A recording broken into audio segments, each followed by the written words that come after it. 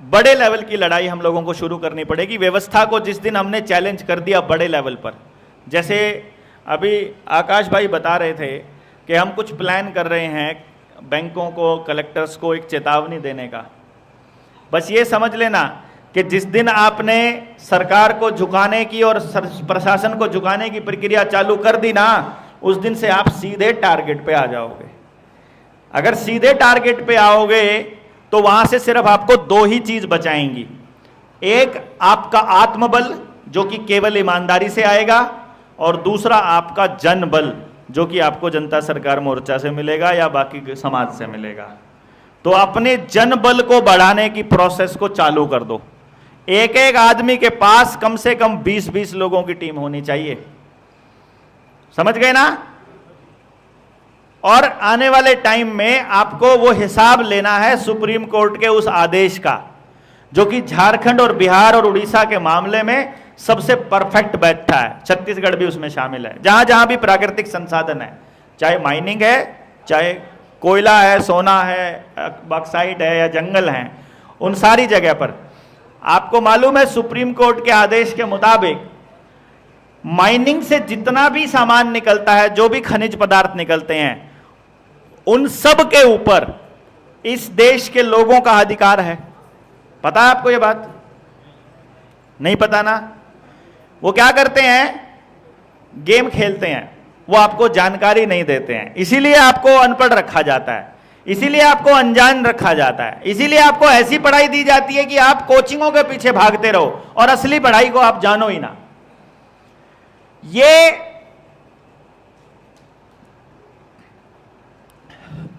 प्राकृतिक न्याय भी है।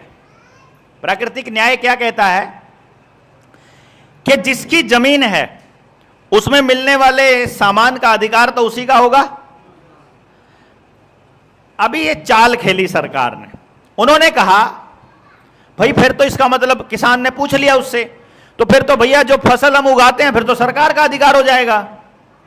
तो सरकार ने एक गेम खेला कि 3 फीट से ऊपर, 3 फीट जो जमीन है, मतलब जमीन का जो 3 फीट गहरी, वो मिट्टी पे जो भी मिलता है वो किसान का। 3 फीट तक की मिट्टी किसान की और इससे नीचे की मिट्टी सरकार की। ठीक है। फिर खेला कि अगर वहां कोयला मिल गया, सोना मिल गया, तेल निकल आया, पानी निकल आया या कुछ भी निकल आया तो वो सरकार का, लेकिन वहां चरस निकल आई तो किसान की। समझ गए ना? मतलब वहां अगर नशा का कोई पुड़िया मिल जाएगी तो उसमें तो किसान फंसेगा, और वहां सोने का टुकड़ा मिल जाएगा तो वो सरकार ले जाएगी। है ना दोगली नीति? या तो सारा ही सरकार का हो या सारा ही हमारा हो भैया। अच्छा, तीसरी बात, जब सुप्रीम कोर्ट ने यह आदेश दे दिया कि भाई जिसकी जमीन है उसी का अधिकार है। अब क्योंकि एक आदमी को इतना सारा सोना मिल जाए अगर उसके जंगल में या उसकी जमीन में मिल जाए अगर कहीं पर बहुत सारा सोना या कोयला, तो वो अकेला कौन सा खाएगा उसको? तो बोलते भैया देखो उसको धरती का हिस्सा मिला हुआ था और वो धरती में करोड़ों सालों के बाद ऐसी चीजें बनती हैं, तो इसके ऊपर धरती पर रहने वाले आदमियों का हक है, तो वो पूरे देश के लोगों का हक है। ये सुप्रीम कोर्ट ने आदेश दे दिया। तो अब उसके ऊपर जो कमाई है उसका भी हक वहां के लोगों का है। तो होना क्या चाहिए कि वो जितना भी कोयला या सोना या और दूसरा लोहा निकलता है, एल्यूमिनियम निकले, कुछ भी निकले, उसका जो लाभ है वो किसको मिलना चाहिए? देश के लोगों को। अगर बिहार में मिला है तो या तो बिहार के लोगों को मिले या फिर पूरे देश को मिले। ठीक है ना? और वो कितना है अंदाजा है आपको? नहीं अंदाजा है? थोड़ा कैलकुलेशन बताएं आपको। अगर इस देश में जमीन से, माइनिंग से जो कोयला निकलता है, सिर्फ वो कोयला हर महीने जो निकलता है उसका प्रॉफिट अगर देश के लोगों में बांटने लगे तो आपके परिवार में कितने ही सदस्य रहते हो, 140 करोड़ लोगों की जनसंख्या के हिसाब से अगर उस कोयले को बांटते हैं तो महीने का लगभग 50,000 से लेके 1 लाख रुपए तक का हिस्सा आता है एक आदमी को। यानी आपके परिवार में अगर 5 लोग हैं तो 2.5 लाख से 3 लाख रुपया महीना आपका हिस्सा आता है। इतना कोयला भारत की धरती पर है, और वो मैक्सिमम कोयला बिहार, छत्तीसगढ़ और झारखंड के इलाके में है। यानी अगर बिहार के लोगों को सिर्फ इतना पता चल जाए, झारखंड के लोगों को, कि ये सामान हमारा है जो अंबानी, अडानी, मित्तल को लूट करके दे रहे हैं, तो भी आपको अपना गांव, तो अपना देश छोड़कर जाने की जरूरत नहीं है। ये तो सिर्फ कोयले के मामले में बताया है। सोने की खदान का मोल निकालने लगोगे तो प्रति व्यक्ति लगभग 350 से 400 ग्राम सोना हिस्से में आता है हर साल। हर साल प्रति व्यक्ति, यानी कि अगर 5 लोग हैं तो 1.5 किलो सोना आता है हर साल। आपको इतना सोना निकलता है अपने देश में से, और वो क्या करते हैं, 1 रुपया टन के हिसाब से उनको दे देते हैं, 16 रुपया टन के हिसाब से दे देते हैं, 20 रुपया टन के हिसाब से दे देते हैं, 200 रुपया टन के, 200 रुपया टन, 1000 किलो का 200 रुपया, क्या मोल है भाई। और फिर वो कहते हैं ये पैसा ट्रेजरी में जमा हो जाता है, और फिर वो आप लोगों के सड़कें बनाने में इस्तेमाल हो जाता है। तो सरकार ये कहती है, देखो जी, सुप्रीम कोर्ट ने कहा था देश के लोगों का है, पैसा जमा हुआ सरकार के पास, और सरकार ने फिर विकास कार्यों में बांट दिया। और असली प्रॉफिट कौन कमा जाता है, उद्योगपति। जितनी पोर्ट हैं, जितनी बंदरगाह है, जितने एयरपोर्ट हैं, जितने टोल के ठेके हैं, जितने भारतमाला प्रोजेक्ट के टोल है ना, सारे गडकरी का बेटा और अडानी, इन दोनों के पास है। उस पे जो टोल का कलेक्शन है प्योर अकेले अडानी का है, जो कंपनियां हैं। तो जितना भी पैसा दे रहे हैं हम, चलने का भी पैसा दे रहे हैं, बनाने का भी पैसा दे रहे हैं, रिपेयर करने का भी पैसा दे रहे हैं, है कि नहीं। और हमारी जमीन पर हमारे पैसे से सड़क बनाई और अपने मालिक को दे दी। नेता का ही तो मालिक है ना उद्योगपति, और उद्योगपति का पालतू कुत्ता है नेता, है। तो पालतू कुत्ता जो है वो अपने उद्योगपति मालिक को देता रहता है कमा कमा के। अब ये तो सिर्फ मैंने कोयले की और सोने का ही कैलकुलेशन दिया, और अभी मोटा फुल एग्जैक्ट कैलकुलेशन पे जाओगे तो पता चलेगा। तो आप सब लोगों के बीच में मैंने बात डाल दी है, जो कंपटीशन की तैयारी करते हैं बच्चे, वो ढूंढे, निकाल के लाएं, डाटा इकट्ठा करके देखो, और पता चलेगा कि हमको तो जरूरत ही नहीं है किसी की नौकरी करने की। आपको दिहाड़ी करने की जरूरत नहीं है, कहीं जाने की जरूरत नहीं है। अगर आप लोग संगठित होकर ये आंकड़ा आपको पता चल जाए, आपको पता तो चले, एक बारी पहले दिमाग में बात तो जाए कि भैया तुम्हारे पास कितने बड़े रिसोर्सेज हैं इस देश के पास, इस प्रदेश के पास। ऐसा कैसे हो सकता है कि आपको तो इस जमीन में कुछ भी ना मिलता हो, और बड़ा उद्योगपति जो दुनिया का सबसे बड़ा उद्योगपति बनने के रास्ते पर है, जो एशिया का सबसे ज्यादा दौलत वाला आदमी है, उसको आपकी जमीन चाहिए। इसका मतलब उससे कीमती होगी तभी तो चाहिए उसको, नहीं समझेगा। अगर सबसे अमीर आदमियों को भी आपकी जमीन चाहिए तो आप पहले से ही उससे अमीर हो गए। वो आपको यह एहसास दिलाते रहना चाहते हैं कि आपकी जमीन पर कुछ नहीं है आपके पास, और वो होने नहीं देंगे। आप क्योंकि सारे के सारे संगठित नहीं हो, आप सारे टूटे हुए हो। जितने भी लोग बैठे हैं सब्जी के लिए, सारे के सारे मार्केट को पैसा देते हैं, जबकि आपके घर में थोड़ी सी जगह में हो सकती है मौसमी सब्जी। फलों के लिए आप मार्केट को पैसा देते हो। सारे फल आज के टाइम पे स्टोरेज हाउसेस से आते हैं, और स्टोरेज हाउसेस किनके हैं, उन्हें बड़ी उद्योगपतियों के हैं, है ना, हमारा नहीं है। अगर आप पैकेट वाला आटा खरीदते हो, अगर आप पैकेट वाला बिस्किट खरीदते हो, पैकेट वाली नमकीन खरीदते हो, आप पैकेट का कुछ भी खाने का खरीदते हो, आप बाजार से कुछ भी खाते हो, आप बाजार से कुछ भी लेते हो, आप बड़े उद्योगपतियों को ही ताकतवर बनाते हो। और आपके गांव से क्या लेते हो, वो आपके गांव को मजबूत बनाता। तो आपके गांव में तो कुछ छोड़ा ही नहीं इन्होंने। इन्होंने धीरे धीरे धीरे धीरे गांव में अपने हाथ से काम करने वाले लोगों को या तो बीमार कर दिया कि वो काम करने लायक ही ना रहे, या मजबूर कर दिया कि वो गांव छोड़कर शहर चले जाएं। तो आपके गांव में कोई कला नहीं बची, कोई हाथ का काम नहीं बचा, तो आपको लगेगा मजबूरी है दुकानों से खरीदना। यहां कहीं चले जाओ मार्केट के अंदर, खाने का सामान है, आपको पकौड़े खाने हैं, आपको समोसे खाने हैं, आपको कुछ भी खाना है, वो किस में तलते हैं? तेल में। तेल कौन सा यूज करते हैं? या तो रिफाइंड ऑयल, या सरसों का, या पाम ऑयल, या कॉटन सीड ऑयल, बिनोले का। और सारा का सारा जितना भी आपको अभी बताया, वो या तो कैंसर करेगा, या आपको जेनेटिकली मॉडिफाई करेगा, या आपको नपुंसक बनाएगा, या बांझ बनाएगा। मतलब मार्केट में मिलने वाला हर तेल केवल आपकी बर्बादी के लिए है।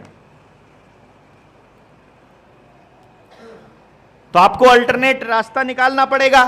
अकेले अकेले निकाल नहीं सकते आप लोग, तो फिर आपको इकट्ठे होकर करना पड़ेगा कि कोई काम इकट्ठा अकेला नहीं कर सकता है, तो इकट्ठे 10 लोग कर सकते हैं। तो यार 10 लोग इकट्ठे होकर कर लो। भाई एक काम कर लेते हैं, तुम्हारे बच्चों को तो मैं पढ़ा लूंगा, मेरे को पढ़ाने का हुनर आता है, मेरे बच्चों के लिए खेत में तुम ऑर्गेनिक खाना तुम बना लो, फसल बोलो बिना केमिकल की, सब्जी बोलो बिना केमिकल की, तो हम सारे मिलकर तेरा खर्चा हम निकाल देंगे। ऐसा हो सकता है कि नहीं हो सकता?